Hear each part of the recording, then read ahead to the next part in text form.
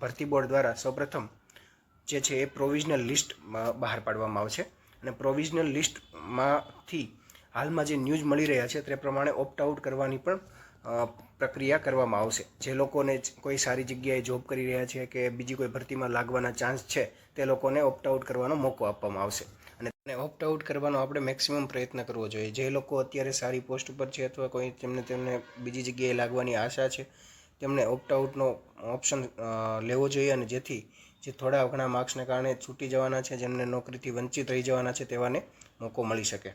અને opt આઉટની process પૂરી થશે ત્યારબાદ ભરતી બોર્ડ દ્વારા ફાઇનલ મેરિટ લિસ્ટ બહાર પાડવામાં આવશે અને એ ફાઇનલ મેરિટ લિસ્ટના આધારે ઓર્ડર માટેનો લેટર અથવા અપોઇન્ટમેન્ટ લેટર તમને આપવામાં આવશે.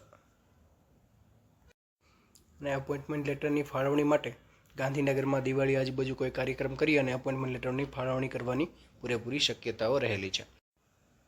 હેડક્વાર્ટરની ફાળવણી થયા બાદ તમારે જે તે હેડક્વાર્ટરે હાજર થવાનું હોય છે અને હાજર થયા બાદ ત્યાં જે ઇન્ચાર્જ અધિકારી હોય છે એ તમને મેડિકલ વેરિફિકેશન માટે સિવિલ હોસ્પિટલમાં લેટર કરીને મોકલી આપે છે.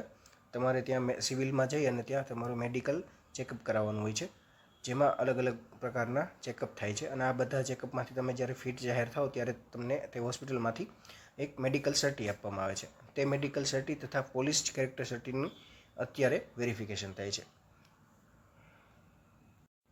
આ તમામ પ્રક્રિયા પૂરી થયા બાદ તમને જે તે ટ્રેનિંગ સેન્ટરમાં ટ્રેનિંગ માટે મોકલવામાં આવે છે. ઘણા લોકોની ટ્રેનિંગ પોતાના હેડક્વાર્ટરમાં જ આવતી હોય છે.